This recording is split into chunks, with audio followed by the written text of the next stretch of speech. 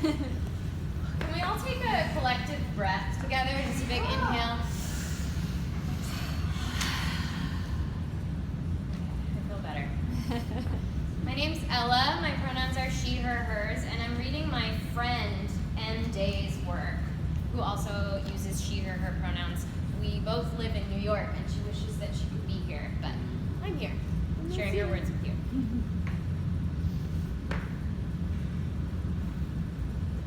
I hate my birthday. In the deep blue, meanwhile, the air is clear and cold from icy rain hurtling against my window this morning. A hangover riptide fogs me up, and I cannot look you in the eye. I wish myself blown apart like a dying star so that I could be part of something infinite, skating through the sky on a swollen ember at midnight instead of crashing through another year of life. Or if I could snake out of my small frame all the ways I am afraid and set them free, then I could return to you whole and simple after a lifetime of wondering if I am just a caged bird who sees a broken latch and does not leave. A tall glass of shut the fuck up. Perfectly sane mirror sliding across the iris finally to confirm the disbelief in perfect vision. I need to wake to many other shores before I can say if I can see. My purity was, for you, a challenge. For me, a half-life. Like your water glasses hurricane around our ruins, and you needed a vault to break into, a delicate dare, an excuse to peel back my skin. I am a clay girl, and I cannot change. Quiet revolution of the sun will rip the old wounds, but I am easy and I know what to do. I let my hands soften. I mix the right amount of red and white, dab quick orange freckles to match. Power to take me apart is not permanent. I am the maker of my every inch. And your book of rules is better left unread.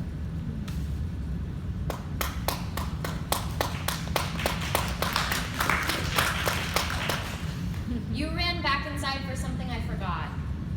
Somewhere in the world at the top of a hill, there's a house with sea glass windows. A lover's breath has fogged the pane and traced a handprint small.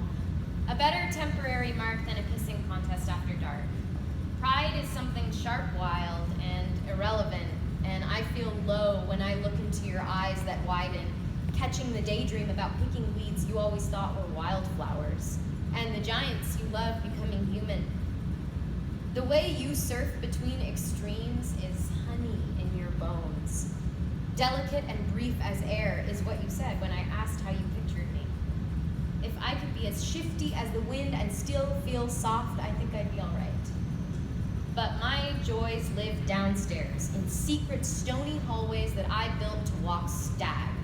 I've littered the walls with portraits that we've drawn, late night attempt at loosening devotion, scrawled ink and splotches of blue, spin the words that we've forced into frame, teaching them like soldiers to walk in time across a thin white sheet.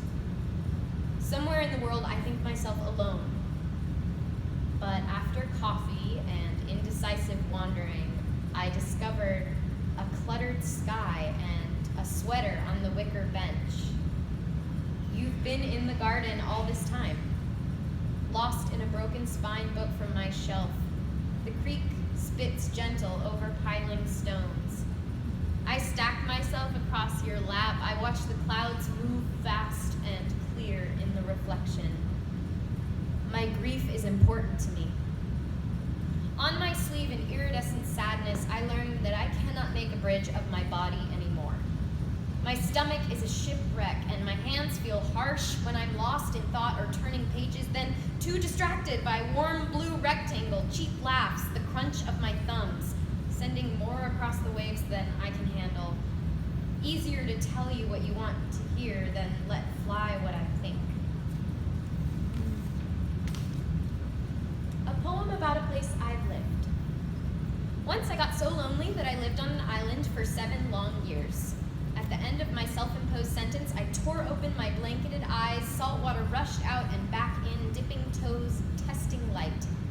I woke up in the shade above La Boulangerie, where warm, rough hands piled worry into yeast let it rise.